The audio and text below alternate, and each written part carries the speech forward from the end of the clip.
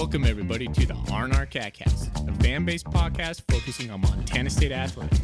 We're two dudes named Ryan from the state of Washington talking about our dear Montana State. We hope you enjoy.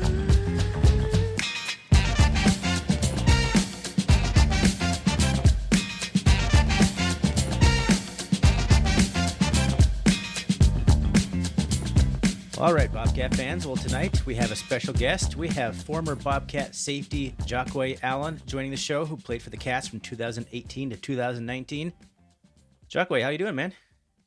I'm doing good, boss. How you doing? Doing fantastic. It's Wednesday. It's Cat Griz week. I'm stoked. I'm getting pretty excited for the game. How you feeling over there about the game? I'm feeling really excited. 11-0 season.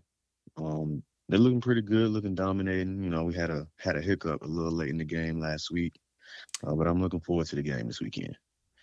Yeah, me too. It should be a good one. I'm excited it's back in Bozeman. You were a part of a couple Cat Griz games. We'll get to that a little bit later. But first, man, I just want to know, what have you been up to since you, finished your time at Montana State?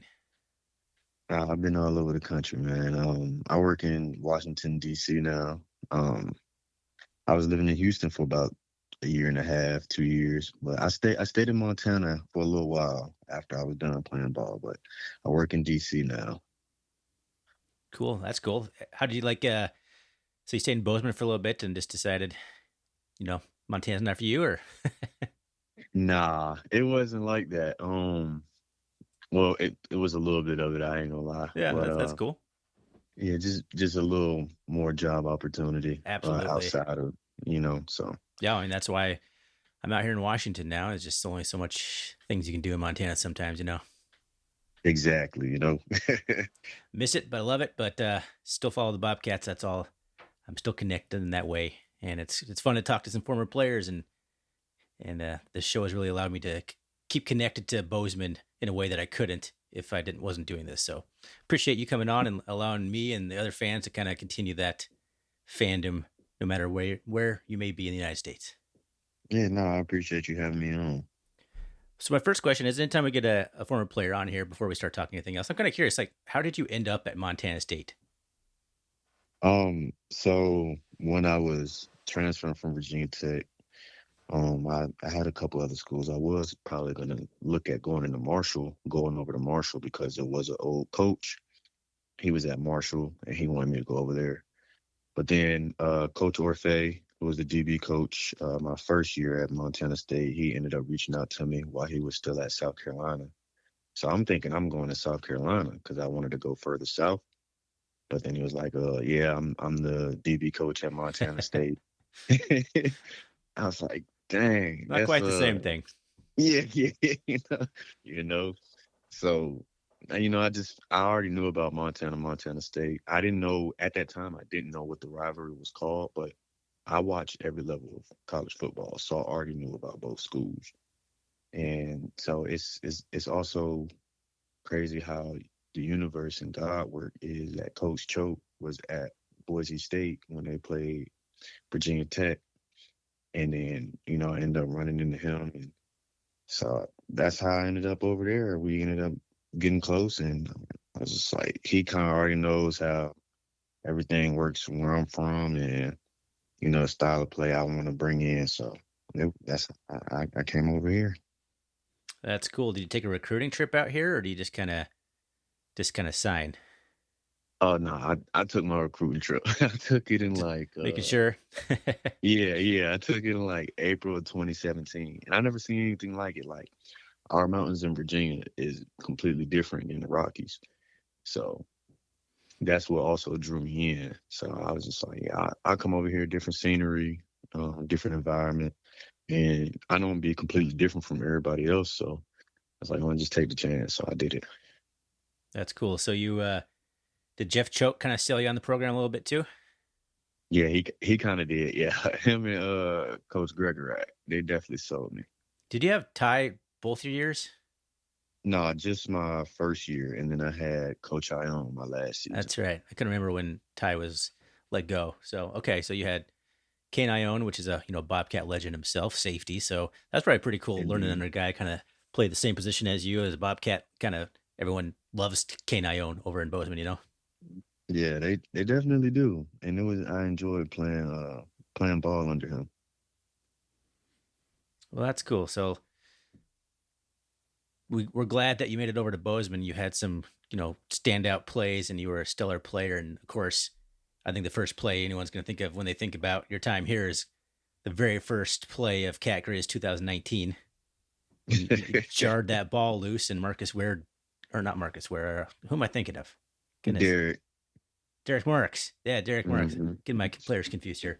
Jumps on the ball, kickstarts that thing, kind of snowballs that game, and man, what a way to start that game! And that was a nice hit you laid on that guy, and oh, that was one of my favorite Cat Griz moments. That game was one of my favorite Cat Griz games of all time because we finally, beat the pants off of them. I know, and it seems to be that seems to be the case going back and forth though, whether each team is a home team, so that seems to be the case lately. What was maybe your favorite memory as a Bobcat? I would probably say that game right there. That Cat Griz game. I don't even know. If I'm being honest, I don't even know what was going through my mind that play. I was just like, when I saw him catch it, I was like, you know what? You've had 100 yards so many games, and I watch film on y'all, and I don't know how y'all keep getting away with this foolishness. So I'm gonna just come down here and hit you. And I didn't even know the ball came out till like later on. Oh, that's awesome. That was a amazing play, an amazing atmosphere. I don't get to go to too many of them anymore, so it was even loud and crazy on TV. Oh yeah, I've tried to catch some, but haven't been able to lately. But I'm gonna catch a few in the next couple seasons. So after that win, you went on to win a couple playoff games, Albany and Austin P. The Austin P was a pretty cool environment too. That was an exciting win. It's super cold. It's probably getting pretty cold at that point. It's December 13th. I'm looking at the schedule right now, so probably pretty chilly. Yeah, night game too. Doesn't quite get that cold over in Virginia, huh? Nah, not at nighttime. Man, today it was like 65. 65. Dang. Hmm. It's getting pretty cold out here in Washington, getting down to the 50s and 40s. And the humidity over here is different kind of than the humidity over there, but I'm on the coast. I get the humidity too. Yes. So you know what it's like. Uh-huh. Yeah, dry, cold, dry heat's a whole different ball game in Montana versus the coasts. Absolutely. I honestly prefer Montana. Of course, I was raised in it, so kind of used to it. But See, I prefer Montana to get to about 15, and then you lose me there. yeah, it's true. I will take 20 in Montana over like 30 in Washington. It just feels way worse. I agree with you 100%. Was maybe one of your favorite memories just like in Bozeman or Montana, just your time spent over here? Really, I would say a lot of my memories really was just much like Greg Filer, Munchie, as y'all know him as well. Yeah. Just being my roommate and just us having that time, like even breaking down film in the house and just spending that time creating a bond. Like I just spoke to him earlier today. I was on the phone with him.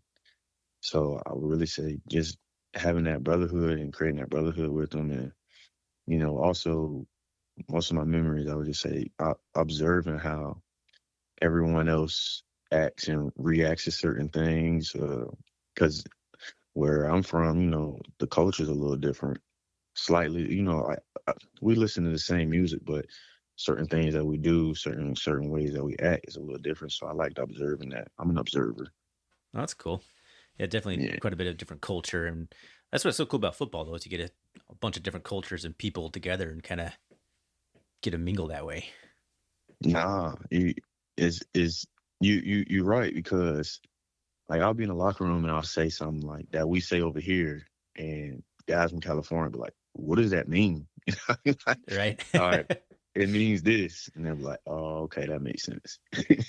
Yeah, and then you guys got like, I'm not sure who would be a good comp for you when you were there. Maybe Chase Benson or some of those just smaller Montana guys that a whole different thing than you've probably seen. I don't know if Brody Grebe wouldn't have been there. He's a perfect example of that. Plenty of small town Montana kids. Yeah, Brody wasn't there, but it was definitely a couple Montana guys. Even like Ty Okada, I'll say something around him. He'd be like, "Bro, what does that mean?" Oh, yeah, he's from like small town Minnesota, right, or something like that. Yeah, it's pretty small. I would say it's probably like medium size, if I'm not mistaken. Who is a guy? I just want to ask a real quick question. It's kind of funny. Who is a guy on any of the teams that you played in Montana State that you would never want to like get into a bar fight with? Um, So who's a I probably scary say guy? Conkle. I probably say Conkle. I ain't. He's like I seen him snapping in practice a couple times. I'm like, bro, you good? I'd probably say Braden Conkle. That guy lived hating the Grizz. That Oh guy was the yeah. epitome of just hating the Grizz. FTG. I love that guy. That guy had a lot of fire. So I could totally see that. Just I could see that the way he played. Yeah, he definitely did. He could not. He hated that team with a passion. What do you think of this year's Bobcats? I know you've been kind of watching. We've been messaging a little bit on Twitter. What do you think of the Cats? I'm really impressed with him. Honestly, um, no touchdown Tommy, real good ball player. I'm impressed with that front seven, truthfully, and just how hard they play and just getting after the ball. And the DBs are looking good. There are some times where, as an again, I'm on the outside looking in. I don't know how they play or what the coaches tell them. I'm not saying the play is bad.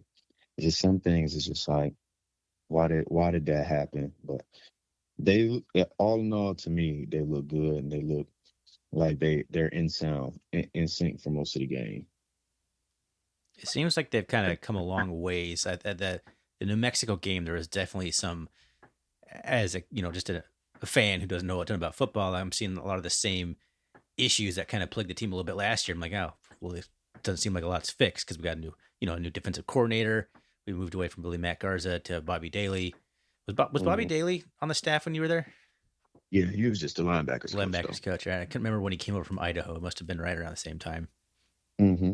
But yeah, that just kind of some of that same tendencies were still there, and it seems like it's really kind of shored up, and the Cats have really locked down defensively. A lot of that has, I think, been the like you said, the front seven, the front four, creating lots of havoc and pressure in on the quarterback room. Not maybe necessarily getting all the sacks, but causing lots of quick throws or errant throws. Yeah, and Coach Daly calls some great games. I will admit that. And he's a great play caller on that defensive side. It's finally we're seeing some pressure at Montana State Yeah. defense. Like I'm just so used to like a base defense or a prevent defense. Like it's dialing up some pressure. I love the way we're using Neil Daly rushing him, the linebacker, subbing in for injured Danny Ulila.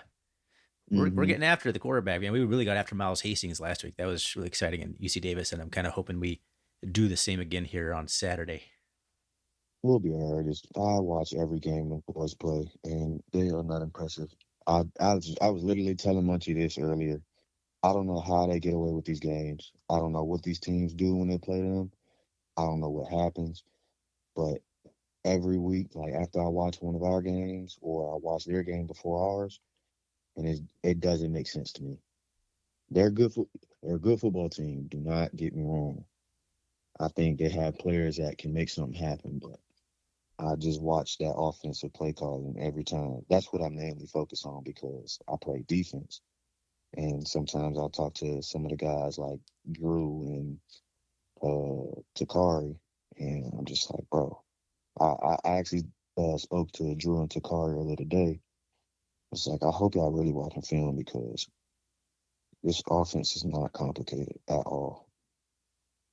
I'm not sure what they're trying to do with the two quarterback system over there. It's very dissimilar to what the Cats have done. And pretty much any other team that runs a two quarterback system does it because each quarterback has a whole different style or a different package or something. Like they're like two extremely similar quarterbacks. Like you don't really have to change your defensive scheme all that much when either one of their quarterbacks comes in. So I'm not sure what they're doing over in Missoula, but they're winning a lot of football games and they have a lot of home games, and it's hard to beat them at home, as you know. But I don't know if you noticed, but every time they do the two quarterback system, it affects their season. And then once they finally find that one, it's like, okay, they start taking off. Like, I personally think Fife is the better quarterback.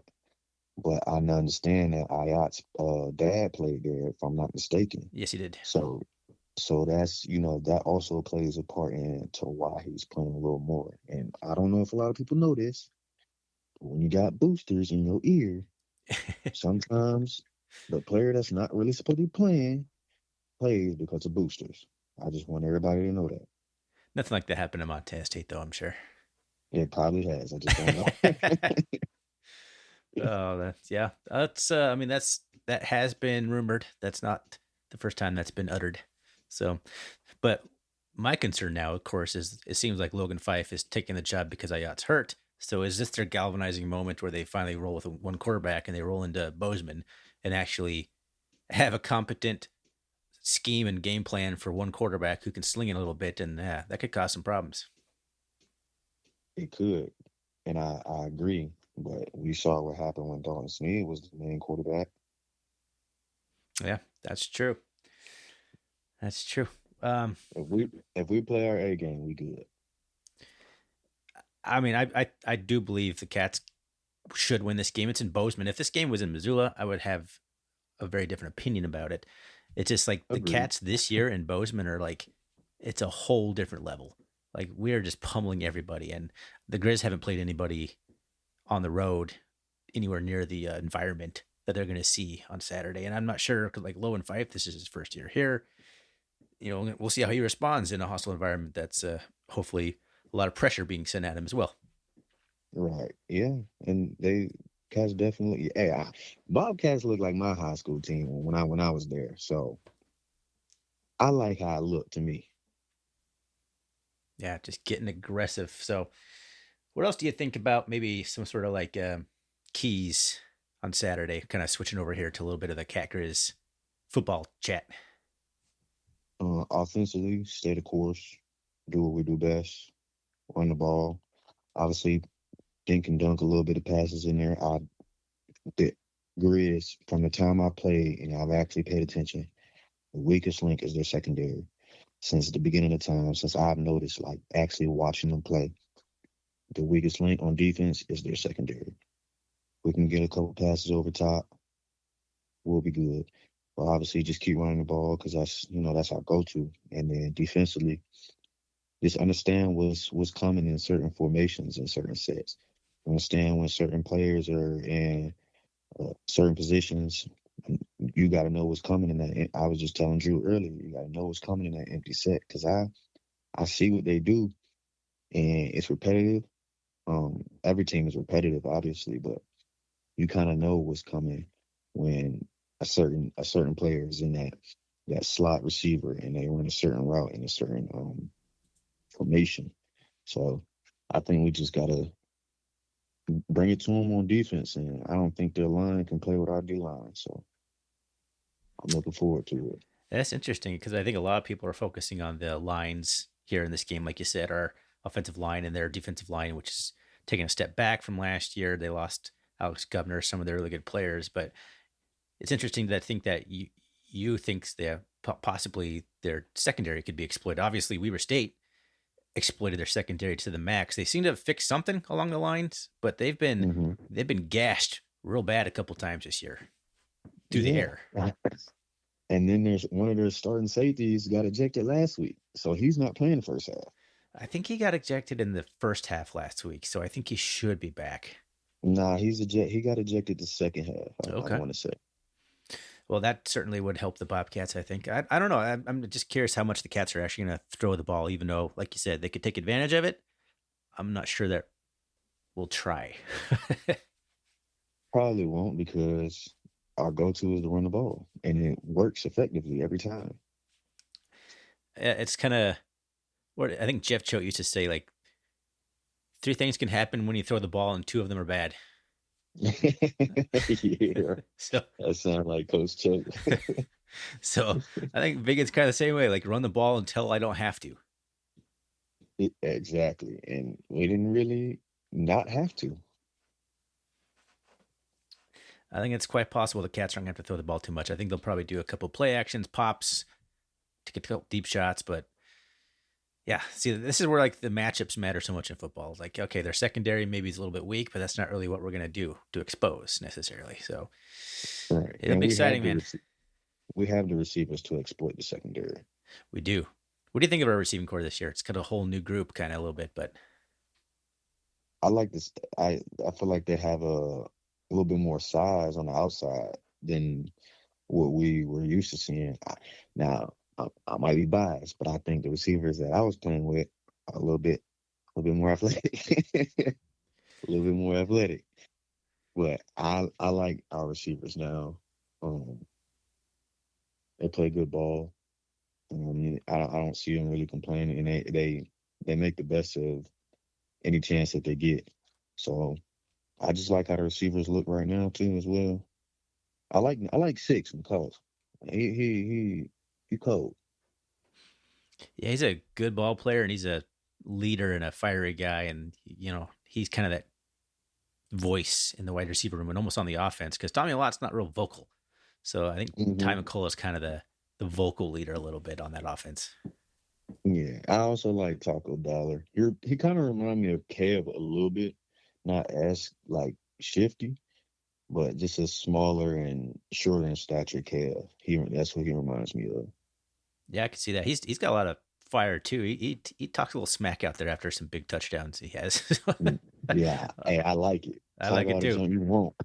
I like it too. That was a. I like it. I heard that last week in the UC Davis when he returned that punt for a touchdown that there was only Cats only had 10 players on the field. To score on a punt return with 10 Yeah, players is, it's kind of nuts. and yeah, I can't knock that at all. And he almost got taken down by the punter, which is kind of funny. But It happens. It happens to the best of us. so you would have played. Just circling back a little bit, Travis Johnson was playing. Mm-hmm. Travis Johnson, Kevin Cassis. Who am I missing? Lance. Lance McCutcheon. That's right. It's insane how many wide receivers the Bobcats have sent at least to like NFL training camps, considering we like hardly pass the ball. Yeah, I know. It is crazy to think about, but it's just what you do with your opportunities. Like, Yeah, that shows up on film. But I think another thing that people don't realize is when you play for a running team and you're blocking a lot, coaches and scouts, they notice that, like, okay, yeah. you're taking that time to block. So that also plays a large factor in you getting looked at. That goes from when you're in high school getting recruited into college as well. That they look at that stuff. So that also played a factor, I'm sure, for them as well. I mean, you got to come to Montana State as a wide receiver, knowing you're probably gonna be blocking a lot. Oh, yeah. You're just Uh, you're a big fast tight end. yeah, basically. If there's 70 plays being ran, be ready to block for 50 of them.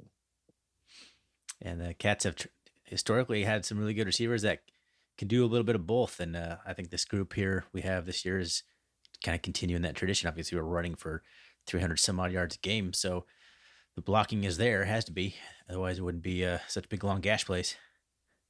Yeah, oh yeah, definitely. So let's see, where do we want to go with this? So, what was your experience like in your Cat Griz game? So, the first one you were in Missoula. So, maybe tell me a little bit Hmm. about that, and then circle back to what that we talked a little bit about it, but kind of that 2019 coming back home in Bozeman and Hmm. seeing it from both sides. The Missoula one was crazy because I kept hearing about. So I'll be honest, like my first season, I didn't really care about the rivalry that much. But I hope people understand, like, I'm from Virginia. It doesn't affect me as much as it would for y'all. So I just wanted to win the game. And then once I finally like got the feel of it and like understood like how passionate it is to everybody else, and I was just like, all right, I can lock in for this. But the first game there, it's just they everybody knows, they have a nice little stadium. It get pretty loud, but to silence that stadium in the last couple seconds was I don't even know the words to explain it. It it felt great. Like just going from that loud cheer to dead silence, and then Munch gets put in the papers for what he did. So I thought that was pretty funny. And then coming back into Bozeman, coming back into Bozeman and having all the fans there, and that first play just striking fear into their hearts for the rest of the game. And it was just that second year, I felt it a little more because one, I was irritated because we made it to the playoffs and they didn't, and they still picked them to finish in front of us. So that already made me mad. And then during that game, I was like, all right, well, we got the better record. Y'all coming here. I don't think y'all are good. I don't think any of the receivers are good. So let's just do what we do. And then we ended up blowing them out. That's pretty funny. The end of 2018, first play of 2019, both fumble recoveries by Derek Marks. Mm-hmm. It's kind of a funny little book into there. Walk us through that last play in 2018. I didn't even think about that. Like, what was that like? It was wild, man, because I seen him running towards the hole that I was coming into, and then next thing you know, I just saw him get hit and the ball pop out, and then recovered it, and I was like, oh, thank goodness, because I was not trying to lose this game. It felt surreal. Did you just take off running down the field? I know a lot of the players did. Yeah, do you even remember? Just so much juice. If you watch that video, if you watch the ending of the video, I think I run into, I don't know who I run into, but I run forward and somebody runs into me and I spin off of them and just run downfield. I remember that play. I definitely remember that one. That's like one of those plays as a sports fan. There's a few you get throughout your sports viewing life where you're like, you know exactly like where you were, who you were with, all these things. Mm-hmm. There's only a couple that really come to my mind. That one, obviously, I remember exactly where I was when Boise State beat Oklahoma in whatever bowl game that was, like 2007. Man, I'm dating myself, but it was the Fiesta Bowl. Yeah. Yeah, I remember exactly. I remember that one. I was at the Cat Spa. Actually, I was at the Cat Spa watching that with my friend Kyle. I remember that one. I remember a couple plays. I remember some plays from high school, from Virginia Tech. I remember a couple plays in my career. Even if I wasn't playing, I remember some memorable things. Well, you had plenty of memorable moments in Bozeman, and we appreciated that you came over, gave our little school a chance, and a productive player. And it was a lot of fun watching you play. And we just thanks, man. Thanks for coming on the podcast. I'm not sure what else we want to say here. Is there anything else you want to say about the this year's Cat team or the Cat Griz or anything like that? I mean, first of all, I just want to say thank y'all. Honestly, sometimes when I was running people out there, they'll tell me like, "I remember you," and it'll be a shock to me because I don't feel like I did enough. I don't know if that's because of the standard I hold myself, but there are days I just didn't feel like I did enough, to be remembered. Like, Troy, Kev, just those great guys. But when people tell me, I remember you and you're a heck of a football player, that means a lot to me. And I have a 4-year-old, and hopefully someday he hears those stories about his dad. So that's one thing I can appreciate from y'all. I definitely thank y'all and welcoming me. So I definitely want to say that first. And then on top of that, I hope the guys go out there with a chip on their shoulder. I mean, I know you're undefeated, but you gotta end it with a bang. They won last year. They won the Big Sky Conference last year, and everybody was laughing at you. Now it's y'all turn to make everybody laugh at them. That's right. It's always one more chance to wash away the bad taste. Oh yeah, absolutely, bro. Absolutely. For sure. But hey, if like I said, I live in Virginia now. Any Bobcat fans that listen to this, if you ever want to take a vacation, you're tired of California, Mexico, It's not Miami or California, but come on down to Virginia Beach. DM me on Instagram or Twitter or Facebook. I could set up a little something, tell you all the nice places. Come on down. It's cool. It's a cool little spot. It's family friendly. Well, I'm gonna have plenty of free time this summer, so Yeah, maybe come I'll on take you down, up on man. that. Sounds fantastic. Come on down. Nice little family friendly little beach. You know, it's a couple few things for the young adults. We have amusement parks. Yeah, so just let me know, and I'll send people to certain places. I'll get you all right. All right. Well, you heard the man, and once again, Jahque, we appreciate you coming on, and let's just get out of here like we always do on this podcast. Can I get a go Cats from you? Yes, sir. Go Cats. Let's get a big dub this weekend. All right, I love it. Go Cats.